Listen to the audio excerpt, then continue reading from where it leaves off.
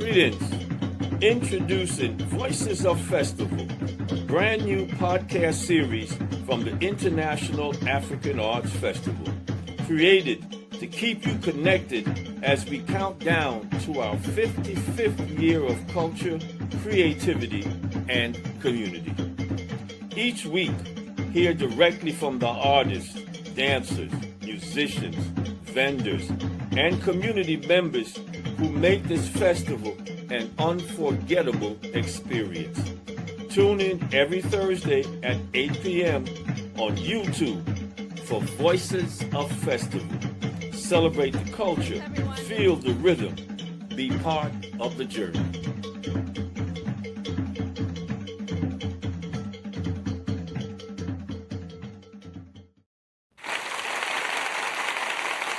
Well, Abadigani, Alafia, Shalom, Hotep, Salamu Alaikum. Welcome to the Voices of Festival. I'm Adeyemi Bandele, and I'm joined by Sahkeenah and Kinard. How are you? All right. As you all know or may not know, this is the weekly podcast of the International African Arts Festival. Before we get into our guest, Sahkeenah, because I'm putting a lot of emphasis on this now, please tell our viewers how they can continue to support us. Yes, I will say that, and also to honor our ancestors. So please like, comment, subscribe, share our videos. And you can find us on Instagram and Facebook at IAA Festival. And also our website, iaafestival.org. All right. Yeah, so let's get into it to honor our ancestors. I'm going to do a roll call. I just want to give honor and praise to those that came before us, whose shoulders we stand upon.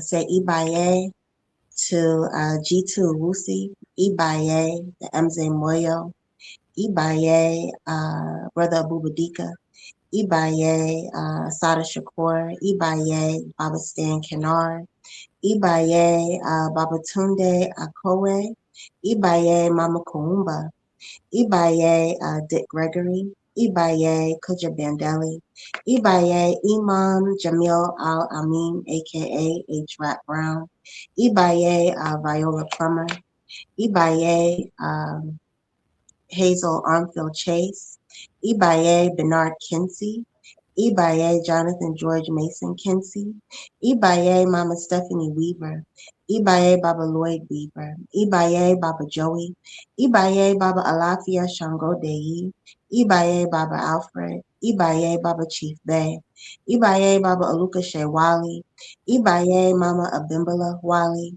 Ibaye Baba Heru, Ibaye Baba Paua, Ibaye Brother Abu Bakar, Ibaye Nisa Van Zant, Ibaye Jamia Van Zant, Ibaye Jesse Jackson, Ibaye Malcolm X, Ibaye to all of our ancestors whose shoulders we stand upon have walked before us. We give honor and we give praise. Thank you. And thank you so much, Sahkeenah. Share with some of our folks who may not be familiar with what you've just gone through. What is the meaning of Ibaye? Ibaye means we give honor and we give praise. Okay, thank you. Yes. All right. I want to bring forward our guest for tonight. And as this is Black History Month, and so we've been highlighted these aspects of our journey. Last session, we talked about Black History Month in general with Professor James Small. And listen, I want to thank all of you because 2,000 plus of you joined in to see that one. And so we really, really thank you. And we hope that the 2,000 of you will send word out to 10 people. Just do 10 people. This is your homework assignment because I teach. And let them know about Voices of Festival and urge them to join us. Right now, let me welcome to the Voices of Festival my good brother, Derek Johnson, also known as Brother Malcolm. He's a former All-Marine and professional boxer who transitioned to a different stage as an actor. Best known for embodying Malcolm X, starred as an extra in an episode of the HBO drama The Wire, and published author and of soon to be three books. He's also appeared in two Broadway productions, The Color Purple and I Have a Dream. He's also written and directed and starred in three of his own original plays. And his production is called Edutainment, brought forth by any means necessary. Please join me in welcoming Derek Johnson, otherwise known as Brother Malcolm. Thank you, sir. Thank you, thank you, thank you. Well, thank you for having me. Welcome, welcome, brother.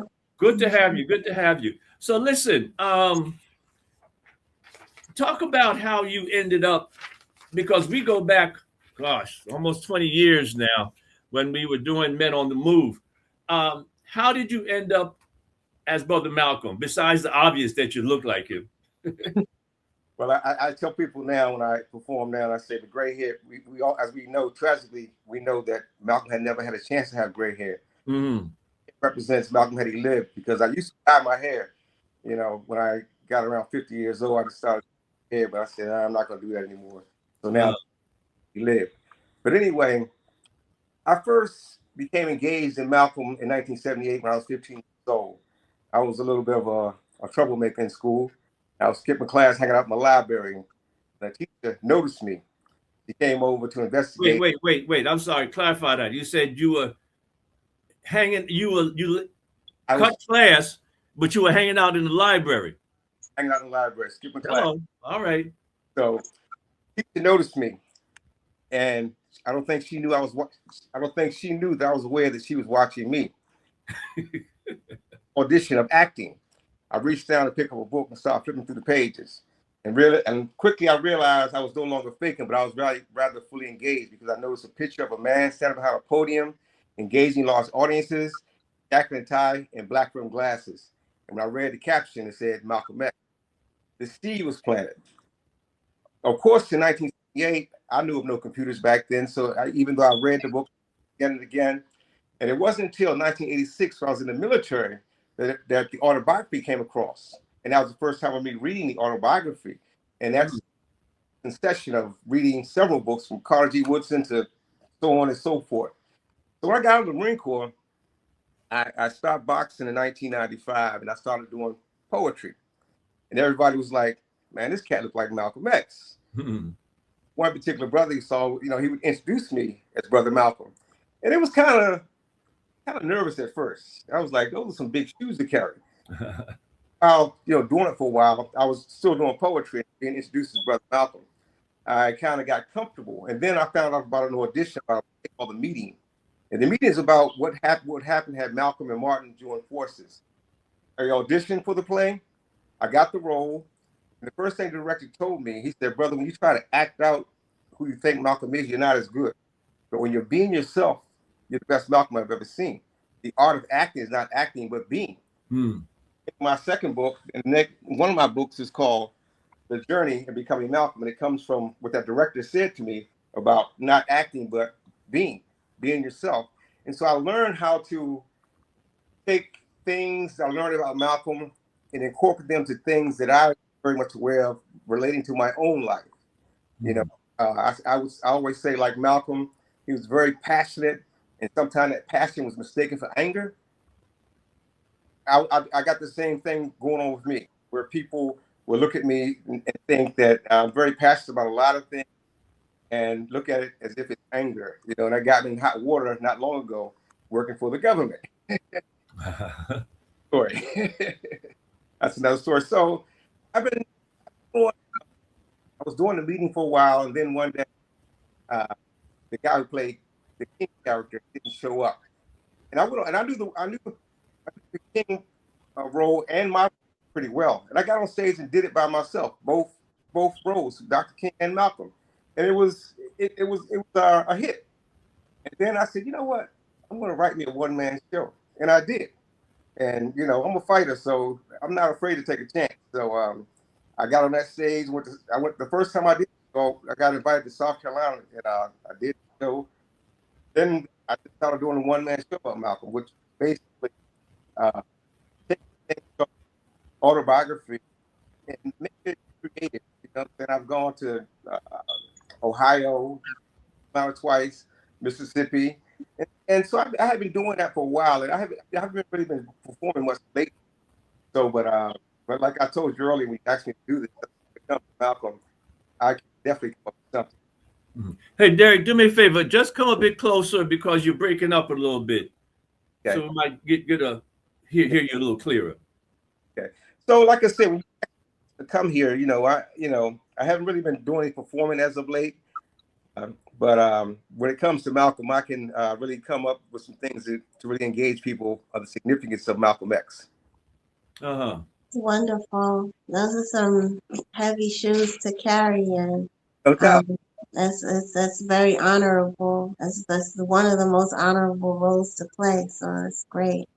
I wanted to ask you what excites you the most about playing the role? Actually seeing people change their minds, because when Mm. it was majority white audiences, standing room only. I was in front of mostly white people, and many of them told me that I gave them a different perspective of Malcolm. Like I said, I told on the autobiography, you know, and you know, I didn't think I didn't pull any punches either. Now I didn't go crazy with the white man, the devil, all. But I tried. What I always try to do is come out, quote unquote, hard, and then come to the way I view Malcolm, because there was a different Malcolm from when the nation, and that's not a slight against the nation.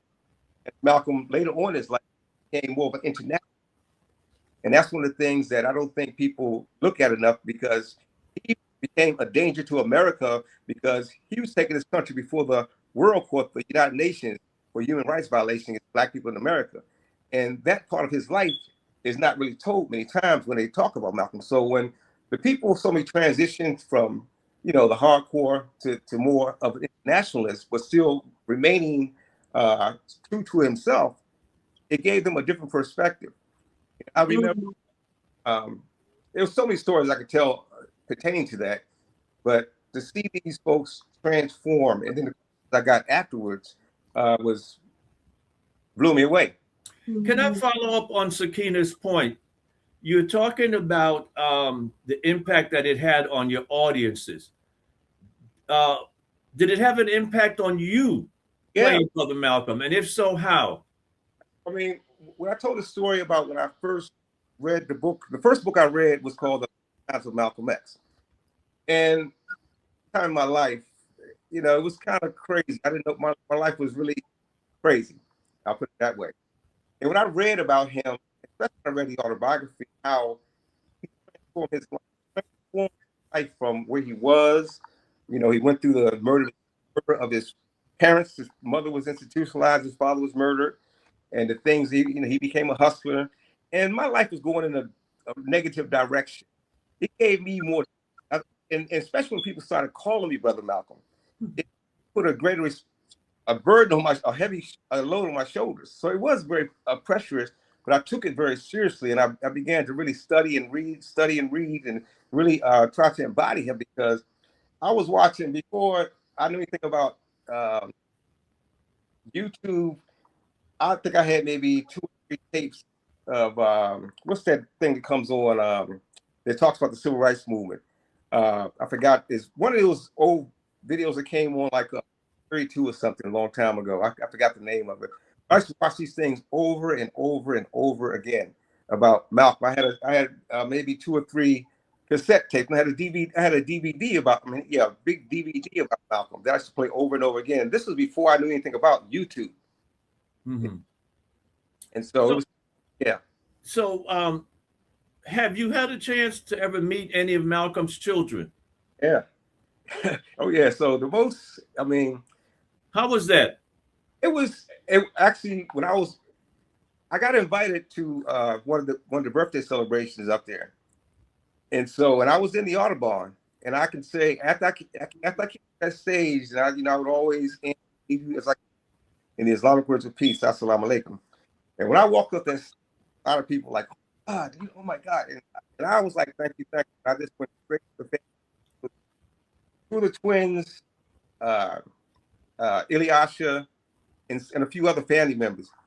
That was the most exciting and scary moment. Embraced me. I was like, nobody can tell me anything, because when the family embraces you, you know, because, you know, you're always going to get haters. And I try not to pay attention to that. And most of all, I try to let my fighter mentality come back into my mind. But when I got the validation from the family, and I performed before, I've been to the Audubon 2 or 3 times, but it's been a while. It was probably 2010, 11, 12, something like that. But I've been there maybe for 2 or 3 of the birthday celebration. And one of the thrills I had was one time I was coming out of the Audubon. This young man came up to me. Oh my God. I felt like I'm standing before my grandfather, who I never met. This was son. This was grandson. Wow. Not the one that died in Mexico, was it? Yeah, that was You met Malcolm. Okay. Nice.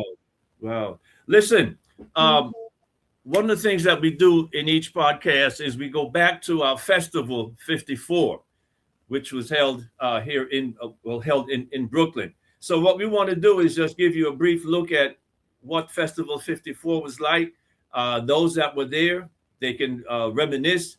Those that were not there, well, suffer. Beware. Let's show them a little bit of Festival 54.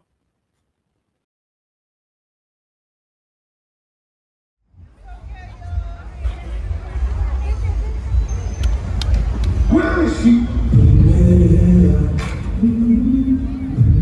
Come on back, peaceful. Easy now. I'm gonna feel like that. I've been walking with my face turned to the sun.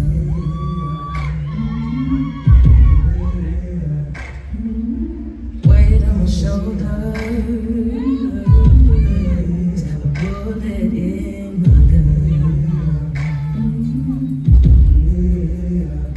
Oh, I got eyes in the back of my head, just in case I have to run.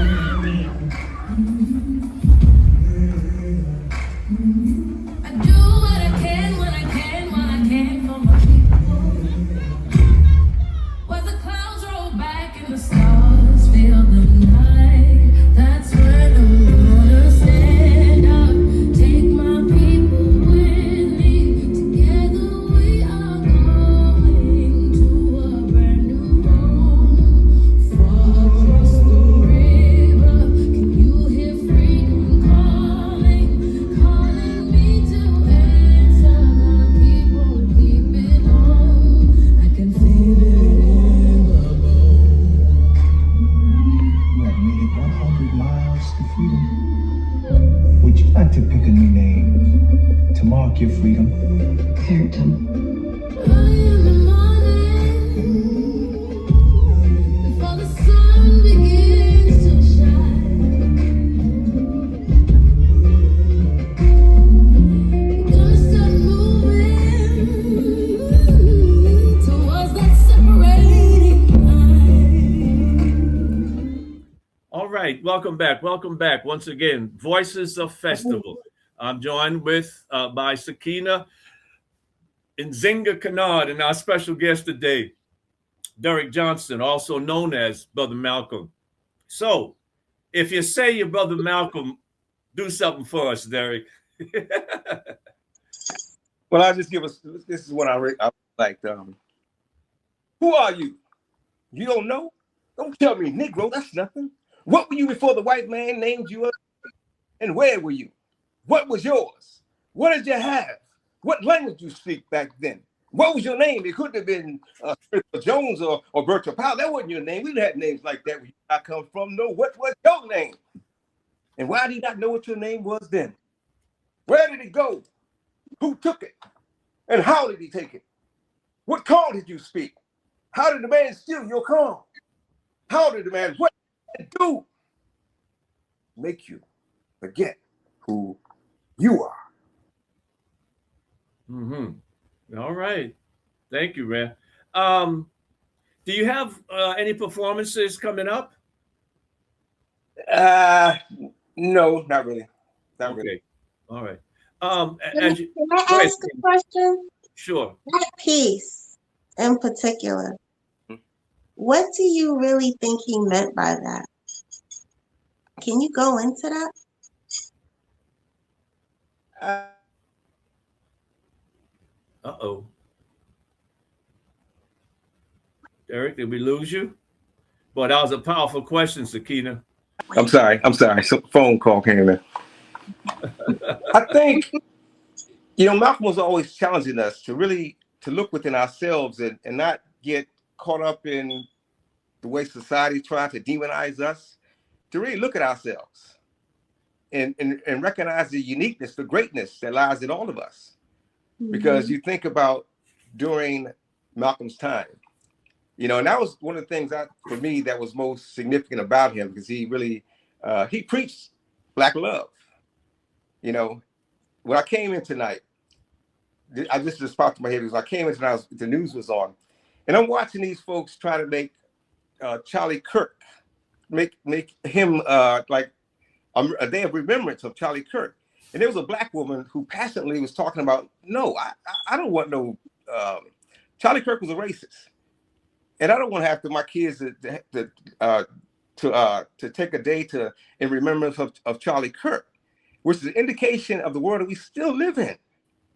Mm-hmm. That when I didn't know who Charlie Kirk was until he was killed. He was assassinated. Mm-hmm. And when I saw the things that he was saying, I was like, wow.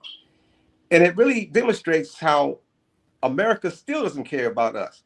And everything I just said relates to Malcolm in making us love ourselves instead, regardless of someone like a Charlie Kirk, who a lot of folks want to hold up as a hero. Like here in DC, they took away Black Lives Matter Boulevard and wanted to name it Charlie Kirk Boulevard. And I'm like, hell no. Mm-mm. We can't let that happen. Mm-hmm. Yeah. So that piece, I think, relates to a lot of things I just said, the story, and really getting us to really feel good and love ourselves. Yeah. In my opinion. Mm-hmm. Where would you like to see this go? Yeah. I mean, do you have a vision of, wow? What's up? I wish I could. Can you hear me?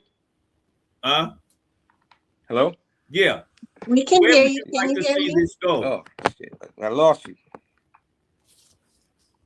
Can you hear us? Uh-oh. Derek, can you hear us? Hello. Hello. Yeah, we can hear you. Can you hear us? Derek, can you hear us? I don't know. Can't hear. Oh, no.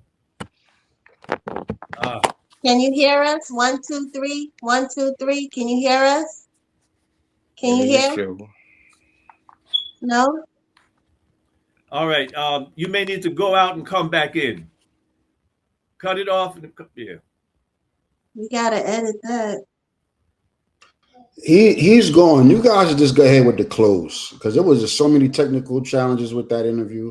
Yeah. I don't even know how we're going to be able to play that. I don't even know how we're going to do that. Just give me the close. Well, maybe just do less time with this piece, and then but we're not going to combine them. So I don't know. Just give us the close.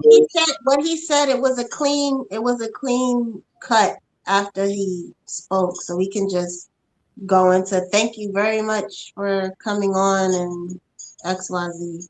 Yeah. All right. So let's segue out of it. Close the session. Then we go to the other room. All right, because we got a couple of things we want. That was a good shout out on the forum. Thank you. I would not have. We're not doing the forum shout out. Yeah, I know. That's what I'm saying. Mm-hmm. All right. So let's come back and let's bring this one to a close then. He's back, and he's back now. So just close him out. Thank you for joining us. We give him a hand clap and then go into the close. All right. Okay. And all right, hold on. Let me go. Let me bring him out. Let me go.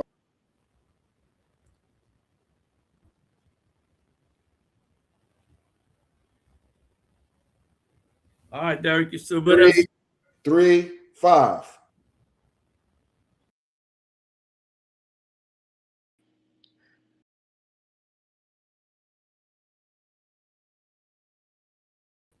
We have nothing.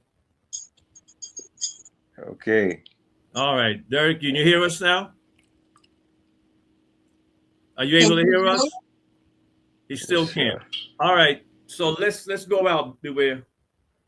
All right, we want to thank Derek Johnson, aka Malcolm X, for joining us on this Voices of Festival Yeah, podcast that was as we go through African American History Month, and we're up to the 21st of February, which was the date that El Hajj Malik El Shabazz, Malcolm X, was assassinated at the Audubon Ballroom. So we always remember him, certainly remember his family, Dr. Betty, and all of the children. And we thank Derek for keeping that spirit alive. I thought it was interesting, Sahkeenah, that the grandson saw him and just felt like, wow, that, Mhm. that's my granddad. Yeah, and for him to have experienced that, and now he's gone. Oh God, yeah, yeah. The I think family that. has been challenged. But they continue to move on. The oldest daughter was former ambassador to I'm not sure if it was Costa Rica or one of the Caribbean countries under Biden, Mm-hmm. and so she has been acknowledged, and the family continues. The one of the other sisters is very active in Mount Vernon, and then of course Mm-hmm. the center continues. In fact, Lumumba was a member of the board of directors for the Audubon Ballroom group for a while there, and so they continue. You know what? As long as I've been engaged in this piece, I'm ashamed to say I've had an opportunity to interview uh, one of the people who was accused of being the assassin, but was actually not when he was in Greenhaven. Had an opportunity to interview him. And then I talked with the one who did say that he was a part of the assassination and made it clear that this brother was not. So, Mm-hmm. I've been very close to Dr. Betty while she was at Medgar Evers College there, Mm-hmm. and I'm certain our producer Beware remembers her from those days, and Yeah. so it's special for us. In fact, we at the East began doing the Malcolm X Memorial Awards. We probably began about 1972, 73. We held them down at Long Island University, and just a variety of people who came through. But Dr. Betty and the children came to everyone in order to present the awards to the recipients. Never Nice. forget that. Never Mm-hmm. forget that. She's coming all the way from Mount Vernon. Uh, Mm-hmm. the Yeah, last thing as we family close is so out, special. huh? I actually went to summer camp with young Malcolm when as an adolescent before he was locked up. Oh, Yeah, he we went to science skills together on Pratt's campus. oh in yeah. Brooklyn. Yeah. Oh, all right. So he was down this side. That's Yeah. right. You know what? They said his mother lived in Brooklyn for a while. Mhm. That's right. That's right. Hey, listen, we want to thank those folks who let me see. The festival is having a tribute, or shouldn't say tribute, but a forum regarding the new mayor and what's his relationship with the African American community going to be like. And so that is something that we want to hear about, and we want to make sure that the African American community feels that they are, in fact, factored in to what's going on there. Mhm. So let us make sure that you all come out for that. A couple of things coming up in June 7th will be our libation program at Restoration once again. So be sure to stay in the loop with us for that, so you can make that event has been growing, and it allows us to pay tribute to the variety of groups of people who populate New York City. So that's what we're looking at. So Sahkeenah, tell folks how they can support us, please, as we close out. Yes, yes, indeed. Like, comment, subscribe, share, and let us know how you feel, what you think. So if you have any topics, if you want to come on, please follow us at IAA Festival on Instagram and Facebook, and hashtag Voices of Festival. All right. And again, we want to thank all of you who came out to the event at Restoration.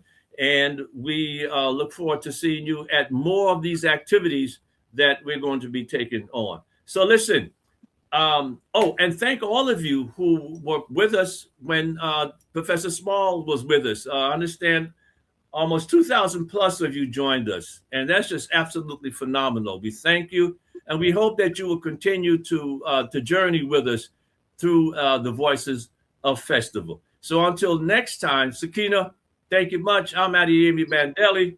Yes. And I'm Sahkeenah and Kinard. Thank you. And we'll see you next time. You all be safe, be blessed. Peace. Peace.